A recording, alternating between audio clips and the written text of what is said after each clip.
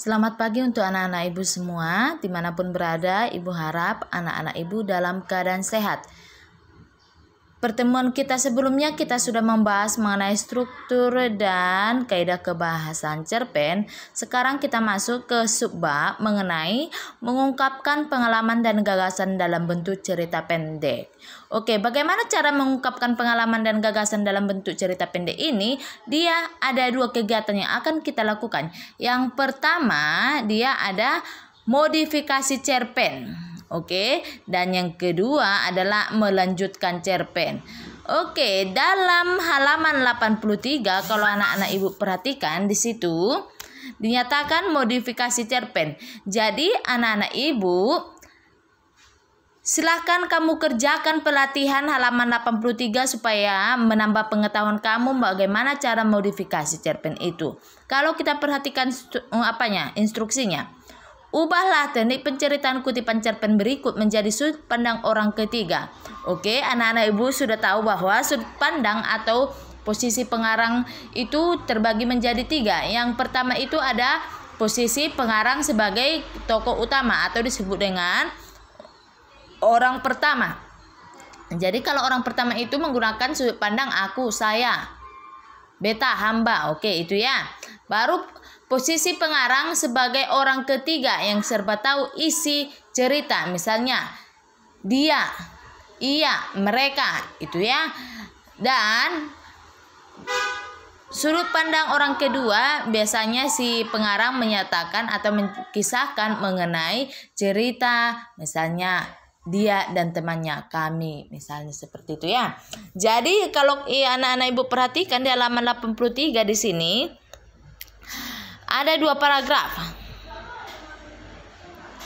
Oke, kedua paragraf ini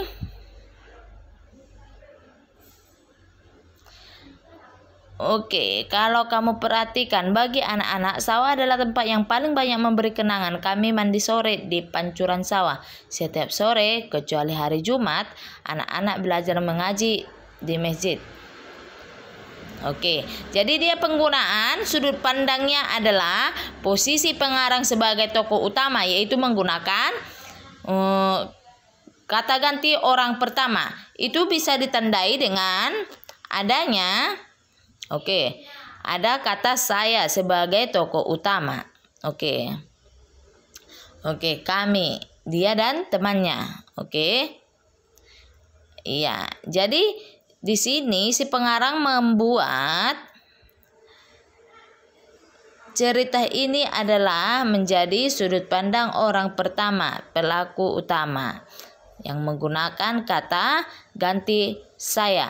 Jadi kata ganti saya ini bisa kamu ubah menjadi sudut pandang orang ketiga dengan menggunakan kata dia, ia. Berarti si pengarang mengkisahkan orang lain.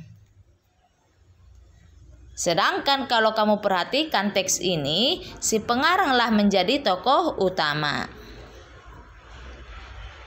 Seperti itu ya nak ya. Jadi kamu ubah dua paragraf ini menjadi sudut pandang orang ketiga.